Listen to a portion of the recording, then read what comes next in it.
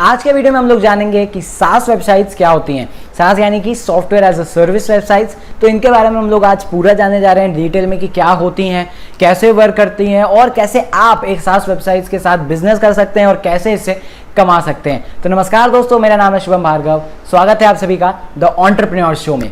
चलिए जल्दी से शुरू करते हैं।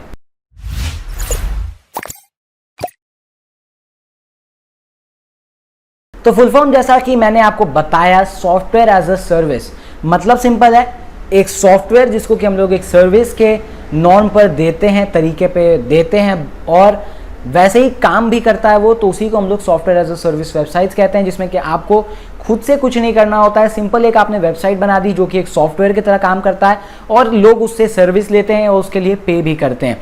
तो यही software as a service websites होती हैं। अब पॉइंट इज कि इससे क्या फ्यूचर है, क्या इससे काम करती है, कैसे काम करती है और कैसे आप बना सकते हैं।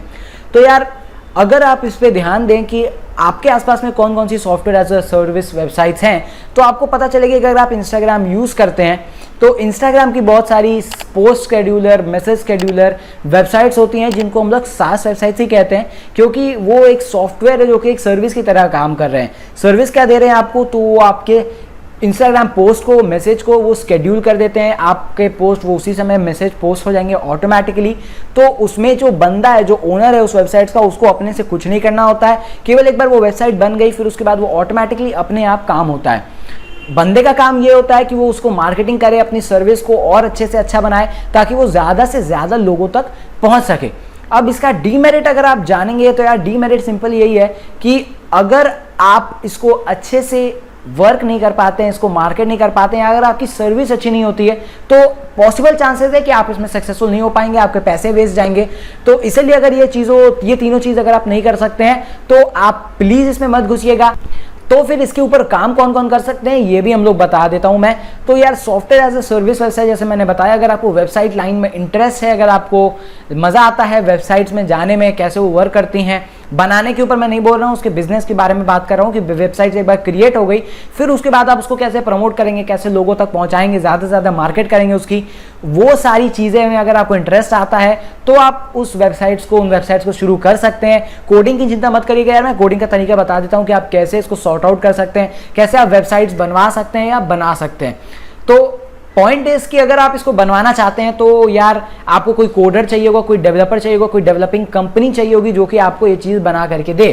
तो अगर आपको इस लाइन के बारे में पता नहीं है तो यार अपने से मत चले जाना, क्योंकि बहुत ज़्यादा दिक्कत भी होती है। हो सके कि कोई ठग आपको मिल जाएगा, तो हो सके वो आपके पैसे ठग ले, और अगर आप लीगल कॉन्ट्रैक्ट में नहीं जाते हो तो फिर आपका एक तरह से कोई माई बाप नहीं है यार, आप उसके खिलाफ केस तक नहीं कर सकते हो।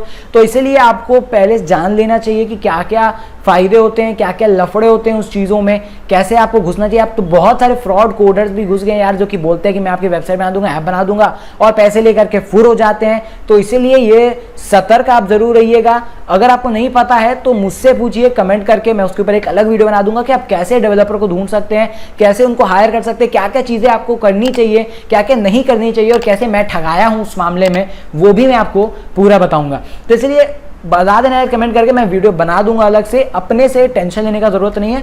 अब अगर आप इसके अलावा कोडर के पास नहीं जाना चाहते हो, दूसरा ऑप्शन इसका होता है कि आप बने बनाए कोड्स खरीद लो।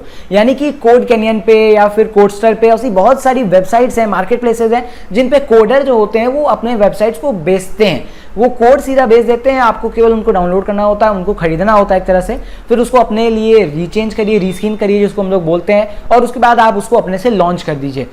ये सर्विस वो लोग भी देते हैं जो ऐप्स को, जो इन वेबसाइट्स को बेच रहे हैं। तो इसलिए आपको पहले से क्लियर हो जाना चाहिए कि आप उसको लॉन्ग टर्म तक रन कर पाओगे। अगर आप 2-4 महीने 6 महीने के लिए रन करने आए हो तो यार मैं बता दे रहा हूँ, अभी से काम नहीं करेगा। आप देखोगे प्रॉफिट नहीं है इसमें, पैसे नहीं है, मेरे को कुछ आ नहीं रहा है, आप छोड़ दोगे। तो इसलिए शॉर्ट टर्म में कुछ करने की जरूरत नहीं है। अगर आप लॉन्ग टर्म विजन से इसमें घुसते हो तो बहुत अच्छा स्कोप है।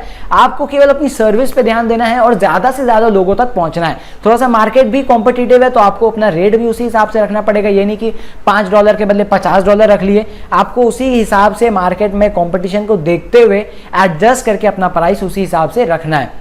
अब लास्ट टॉपिक जो कि है कि SaaS वेबसाइट्स का क्या स्कोप है, क्या विजन है, आगे कितना कमा सकते हो यार। तो मैं सिंपल बताना चाहूंगा कि जो SaaS वेबसाइट्स हैं कोई भी हो सकती है, चाहे वो यूआरएल शॉर्टनर हो, चाहे वो आपकी मैसेज शेड्यूलर हो, पोस्ट शेड्यूलर हो, या फिर और भी बहुत सारी चीज़ें हैं, मार्केटिंग के लिए भी होती हैं बहुत सारी, और भी बहुत सारे अलग अलग चीज़ों के लिए, अलग अलग काम के लिए इंटरनेट पे बहुत सारी SaaS वेबसाइट्स आती हैं।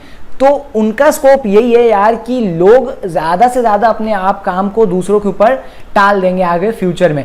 कोई या तो अगर कोई एजेंसी होगी तो वो अपने ऊपर एजेंसी को देंगे उस काम को करने के लिए, नहीं तो कोई SaaS वेबसाइट्स को ज़रूर देंगे ये काम। जैसे कि जो लिंक शॉर्टनर वेबसाइट्स होती हैं, या फिर जैसे मैंने आपको बताया था कि जो आपको इंस्टाग्राम पे जैसे आपने देखा होगा जो एक लिंक पे क्लिक करके बहुत सारे अंदर लिंक्स अवेलेबल होते हैं, तो वो भी एक SaaS वेबसाइट है, क्योंकि आपको कुछ नहीं करना है, सब कुछ वेबसाइट करके दे रही है, वो एक सर्विस की तरह काम कर रही है, लोग उसके लिए पे कर रहे हैं। तो वो सारी SaaS वेबसाइट्स हैं और आपको पता ही होगा कि वो अभी से कितनी यूज हो रही हैं। तो फ्यूचर में स्कोप तो है, लेकिन अभी से वही चलेगी जो कि अपने लॉन्ग टर्म विजन तक फोकस रखेगी। अगर आप लालच कर देंगे शुरुआत में कि यार मेरे को प्रॉफिट ज़्यादा चाहिए, मेरे को कस्टमर से कोई लेना देना नहीं है, उसको सर्विस मिल रही है नहीं मिल रही है, मेरा कोई कस्टमर सपोर्ट नहीं है, कोई प्रॉब्लम होती है तो कोई सुनने वाला नहीं है, तो अगर ऐसे चीज़ों के आप साथ काम करेंगे तो नहीं चलेगा काम, और आप शुरुआत में बंद कर दोगे और उसके बाद बोलोगे कि यार क्या बताया शुभम ने, आइडिया काम ही नहीं किया, उल्टा पैसे वेस्ट हो गए। तो इसलिए ये चीज़ें आपको करने की ज़रूरत नहीं है, और ऐसा हो तो मत ही करना यार। लॉन्ग टर्म विजन के साथ काम करो कि आपको 5-10 साल बाद ऐसा एक चीज इससे बना लेना है कि हर कोई आप ही के ब्रांड को याद रखे, या फिर आप ही के ब्रांड को यूज करे, वर्ड ऑफ माउथ आप ही के ब्रांड का सबसे ज्यादा हो। तो यही था आज के वीडियो में SaaS वेबसाइट्स के बारे में। अगर अभी भी आपको कोई कंफ्यूजन हो, कोई दिक्कत हो, तो नीचे कमेंट करके बता सकते हैं, नहीं तो इंस्टाग्राम पे, लिंक्डइन पे पर्सनली मैसेज करो यार, कोई भी दिक्कत नहीं है, मैं तुरंत आपका प्रॉब्लम जो भी होगा सॉल्व करने की कोशिश करूंगा। तो मिलते हैं और कोई ऐसी इंटरेस्टिंग सी वीडियो में, तब तक के लिए bye bye, take care and जय हिंद, वंदे मातरम।